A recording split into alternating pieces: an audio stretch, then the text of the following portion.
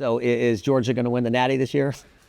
Oh, I'm not superstitious, but I'm a little stitious. So I will say we have one hell of a ball club. Always. Kirby's done a great job, and I think as long as he is here, we may not win them all, but we will always be in the fight.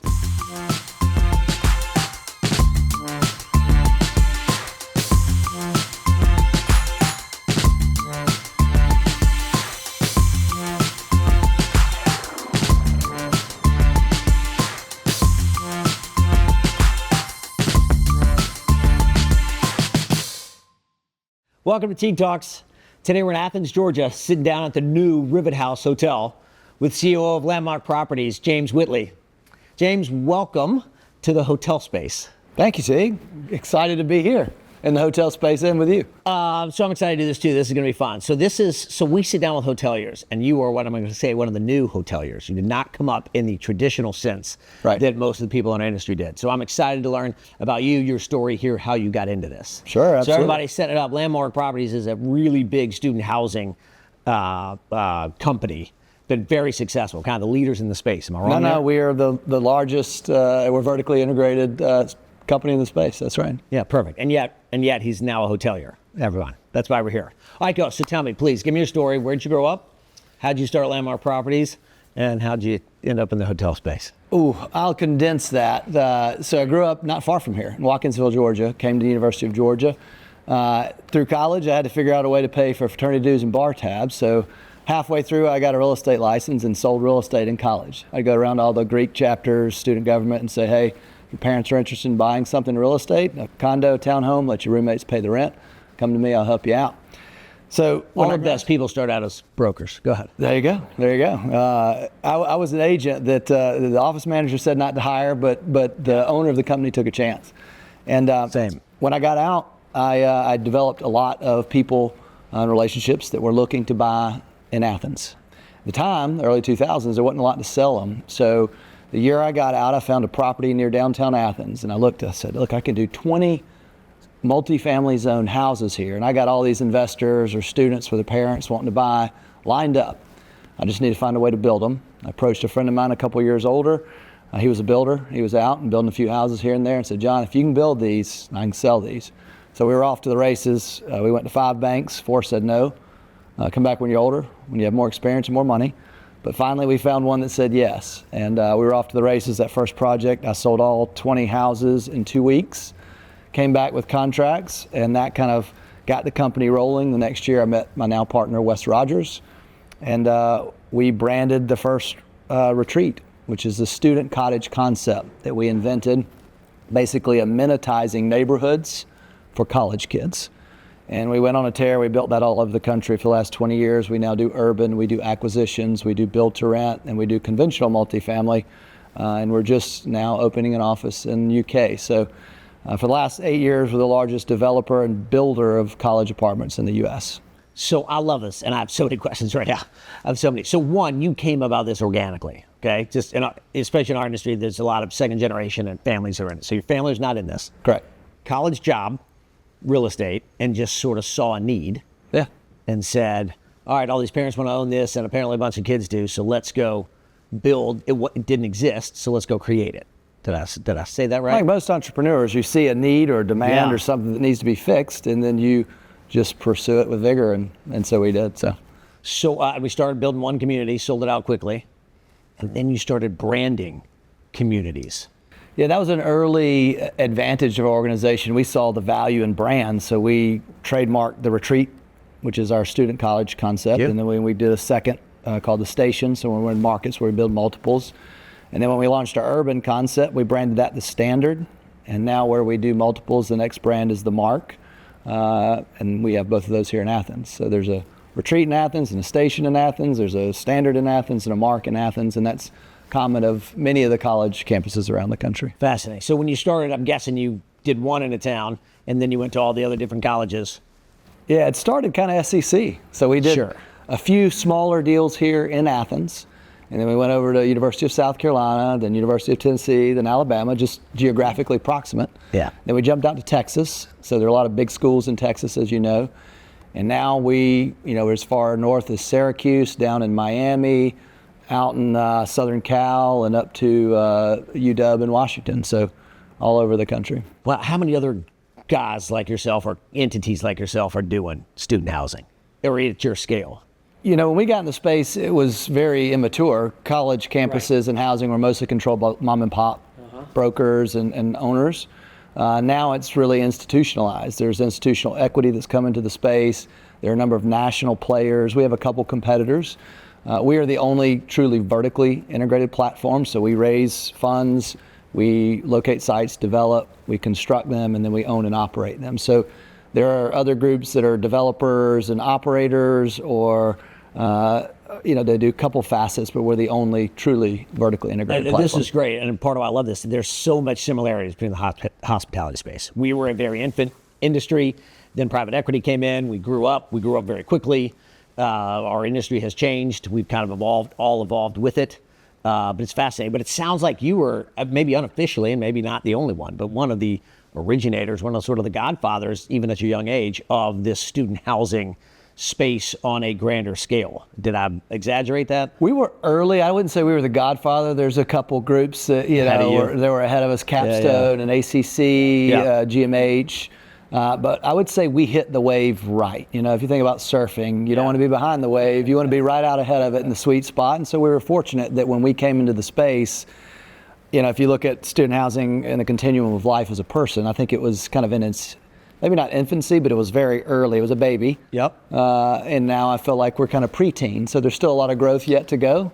But we've ridden the wave just at the right time. Yeah. What's the maturity of the student housing industry? You alluded to it, but I mean, can it continue? It's not like everybody's built everything, and I think we're still preteen. You know, I mean, there's a lot of runway left. I mean, the vast majority of the housing in all these college towns are still controlled by kind of shadow markets, kind of mom and pop markets.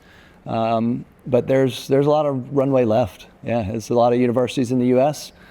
Tier 1 is primarily our focus, and it's a great value for education. You know, private schools are expensive, but come to the University of Georgia, for example, or Alabama, great values. These people that come, the cost from the student perspective is reasonably low comparatively speaking, and the housing demand's still there and growing. Yeah, get more detail that. In Georgia, if you're in state, right, and you have a 3.0 GPA, you get the Hope Scholarship, if that's all still there. Yep. So you, in essence, student can come for free. Yeah.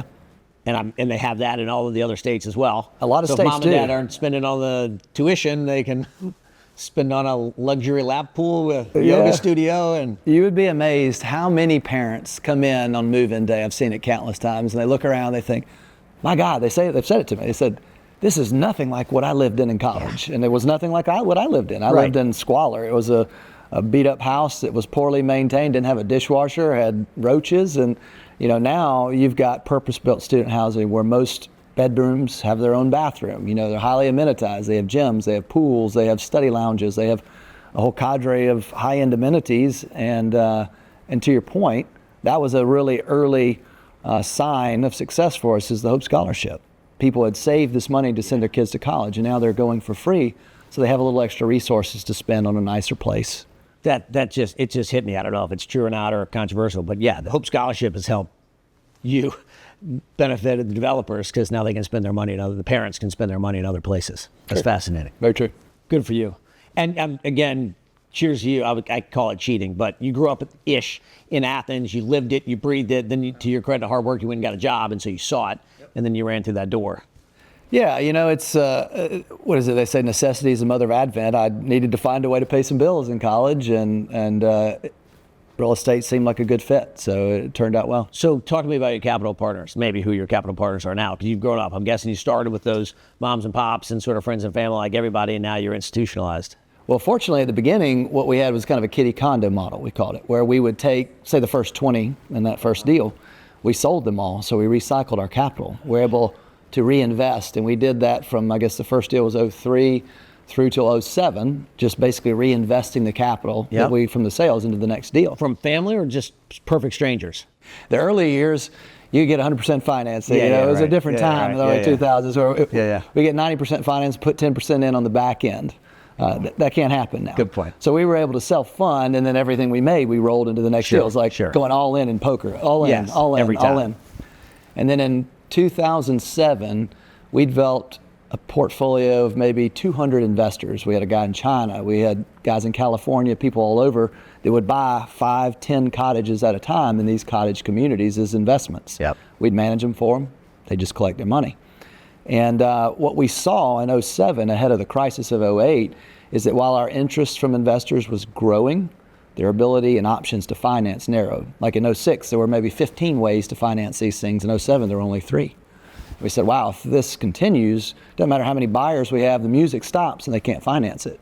So thankfully, in 07, ahead of the crisis, we made the transition. We said, let's go out and find an equity partner. At the time, it was Harrison Street out of Chicago. They'd been calling on us. We told them no thank you at first, but maintained a good relationship. And then in 07, we reached out and we said, we'd be interested in that partnership. So thankfully, we made that transition. We said, let's don't sell these things anymore. Let's just own them. Let's operate them like apartment operators. And then we kept going. And then we've kept going. And then, we have a whole, we work with everybody, Goldman, Carlyle, sovereign funds. So it's very institutionalized Very now. institutional now. Yeah. So how did you end up in this hotel space and this beautiful hotel? But in general, what was your first hotel? Trip and stumble, or was it a desire, a goal, game plan? I kind of feel like things happen for a reason. I try not to question that, but I had sold a small apartment complex here in Athens and I had 1031 money. And I was looking around, and this warehouse, complex that we're in, at one time was a jeans manufacturing plant. And a friend of mine, a former partner actually, bought it and was redeveloping it. Creature Comforts Beers here, there's engineering firms, there's a beer-nominated restaurant and offices, and the last building was available. And I thought, this is interesting. It'll be a fun side project. So I bought the building. And at the time, I thought I was going to do a lower cost Airbnb and just lease out some space on the grade floor. But my wife, who's in design, had recently done our lake house and did just a phenomenal job with it. And I was kind of getting into this thing. And she said, well, what if we do a nice hotel? And I thought, well, it'd be something she'd have fun with. And I looked at Athens, and I think about the continuum of student housing. I lived in squalor as a student. Yeah. And it elevated, and we launched the first urban deal. The market rents were around $500 in Athens, and we needed $600 to make that work. And we took that leap of faith, and now the market rent for that purpose-built stuff's over $1,000 per student. And so I thought, hotels may be similar. There's a subset of parents and alumni that come to this market that they've always just stayed in some sugar-free vanilla flags, nothing against those places, though there's a need for that. But I knew there was a subset of the market, just like in student housing, that was willing to pay more, that wanted more, a better, more unique experience, a more authentically Athens experience. So what better way to do that than to take an old, defunct jeans manufacturing mill and turn that into something special and unique. And so between the beautiful old bones of the building and then my wife's talent at blending the masculine and the feminine, we've ended up with something that I'm quite proud of. And I'm proud of my gal. I think she nailed it. And it's a beautiful place. And it's part of now, I think, the story of Athens. Yeah, one, I love it. It's gorgeous. But this place is great. How long did it take you to do this, start to finish? So from close, when we bought the building, it was it had sat in derelict for 2 decades or more. So the roof was in terrible shape, leaking in certain places. And so it was about a 2.5-year process where we came in and just reshored up the bones of the building. All the brick was in good shape. And of the structural wood members, we were able to salvage maybe 80% of those. But once we shored up the building, then it was off to the races on build out, which was another, close to 2 years. Okay. So it's about a 3-year from start to finish. But so when did you open? You only opened a few months ago. So we opened early June. Yeah. Yeah, so just a couple months. We wanted to open in the, summers tend to be a little bit slower in Athens. So it was good to kind of come in the summer, get our feet under us ahead of the football season in the fall is prime time in Athens. Coming. Yeah. It's coming. We're here. Yeah. So you're excited with it so far? You're happy with the way it turned out? Truly. Excited for the future. Like I said, the aesthetic of it just came together really well. My wife, I think, nailed it. The team that we're working with Indigo Road. Yeah, who's operating Indigo Road? Yeah, Indigo Road out of Charleston, Steve Palmer, their group have done a phenomenal job. We wanted to go with them because they're a very food-focused organization, and their hospitality was kind of born out of, food first. And the restaurant is so key to the success of this, and it's been a home run so far. Just the the food quality, the service quality, all of it's been on point, and it's been the talk of the town. It's funny, I have so many friends that are calling. Even Kirby Smart the other day called me. It was his anniversary. He's like, "Hey man, it's my anniversary. I don't have plans, and my wife's upset with me. I got to get something done. Can you get me a seat in there? Because they're saying they're full." So I had to come up here. I was actually meeting my dad for dinner, and that night anyway. So I got him set. Welcome to the hospitality industry. Yeah, right. Yeah, everyone calls you at the last minute. Hey, I need a favor. All right. Well, full disclosure, we were here last night for dinner. Thank you. Yeah. And place was packed, so seemingly totally sold out. Mm-hmm. I don't know, name drop, whatever. Oh, by the way, Herschel Walker stumbles in with his family, just casual on a Wednesday, whatever night it was. Yeah. So good for him. So I get it. I mean, it was packed. I can see it. So what dare I ask, what's next? You know, it's interesting, right? So obviously I have a full-time day job with Landmark, which is an awful lot of fun, and we've got tremendous growth. But with the hotel side, you know, I don't want to get out ahead of things. I've got some partners and some members that I don't want to leapfrog and announce something before I've talked thoroughly through with them. That's exactly what we want to hear about. But there's a lot on the horizon. You know, it's an interesting space, and it's you know, student housing in the high-end sector that we're doing it's a customer service business. It's a real estate play, and so this is similar. It's not the same, but there are a lot of kind of the foundations are similar. All right, I'm going to get into that. What's easier, hotels or student housing? Is it easier to deal with children and their emotional parents, or a guest? Well, full disclosure, I'm relatively new to the hospitality space, so I don't have the 20 years of comparison. Sure. I will tell you that student housing is uniquely challenging because of its, well, let's look at it this way. So a conventional apartment that has 100 units and a student apartment that has 100 units, that is the exact same physical plant. But in a conventional apartment complex, or I guess a hotel, you've basically got 100 customers at any given time. Sure. In a student play, for those 100 units, you're probably going to average 3.5 bedrooms per, so you got 3.5 customers, but then they all have parental guarantees, so double that, and oftentimes multiple parents are involved. So in a student play, you've got 1,000 customers for the same physical plant as you do for, you know, conventional or maybe hospitality. It's just more of a customer, the volume's greater because everybody's vested. And then also you're turning roughly 70% of your units in a 2-week span. So there's a lot of intensity and focus to that. Though I think the customers are similar. So the people staying at this hotel, their kids are in our apartments paying top of the market rents. Sure.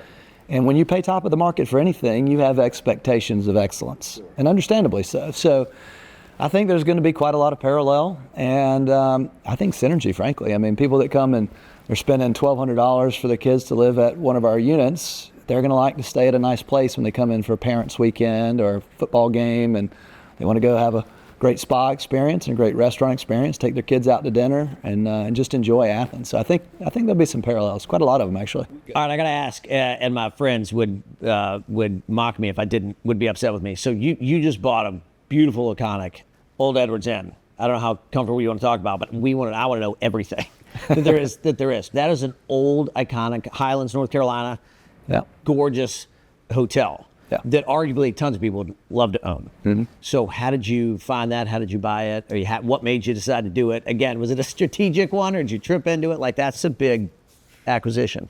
You know, it is. I think it's a family legacy play, candidly. I believe that. It is a supply constricted market, right? Yep. So Highlands, North Carolina, they're not making any more plateau real estate. It's a place when it's 90 degrees here in Athens, it's 75 up there. Golf here in July, I'm a fair weather golfer, is tough in Athens. I'm a member of Athens Country Club, but it's beautiful up there. So it was a unique opportunity. I came to know the family, the patriarch, Angela and Art Williams, that founded it and that built it. I have a grandson who I happen to be friends with, members of Athens Country Club, and was talking with Alex one day. I have another thing that I was kind of working on, and I said, Alex, would your grandparents be interested in talking about doing something with Old Edwards? I love the brand. I love what they've done with it. And he's like, man, everybody approaches him to buy it. I'm going to tell you and manage your expectations. The answer's going to be no, but I'll ask. And then he came back and said, hey, would you sit down with him? And I mean, for me, I'm like, this guy was, he invented term life insurance. I mean, a really fascinating guy. I said, if nothing else, I'd love to meet him. So I sat down with he and his wife, and one thing kind of led to another. How old is he now? I think they're in their 80s. Yeah. Just fantastic people. Great. Really fantastic people. Yeah, and they did a ton. Like, they did Old Edwards, but they did a bunch of stuff up there. Oh, yeah. They did Old Edwards, they did Old Edwards Club, they did Glen Cove, the Saddle Golf Course there. And so with that acquisition, we acquired Old Edwards, the Inn, we acquired 200 Main, Half Mile Farm, Old Edwards Club, and Glen Cove Golf Club. And candidly, the club aspect was really interesting because we also own a club, the Reserve, and on Lake Kiwi in South Carolina. So there's some synergies with the club, some ideas, things we're working on about, reciprocity and things of that nature that are pretty attractive. Yeah, that'll be super exciting. I'm on to you. Will there be some more hotel projects in college towns? You can do more hotels in Athens? I don't currently have plans for more hotels in Athens. We should talk. Yeah. I do think college towns are a great market. Obviously, I'm heavily vested and have been for years in the student sector of that, but I think the thesis that proves true here at Rivet House in Athens could prove true in University of Auburn, fill in the blank, Alabama, et cetera, and so forth. So I do think there's a niche there. We'll see. It's an interesting market. James, this is fantastic. Yeah, Thank you for sitting down with me. I appreciate the opportunity. And I can't wait to go tour and watch this hotel. It's going to be super fun. Look forward to having you. Thank you.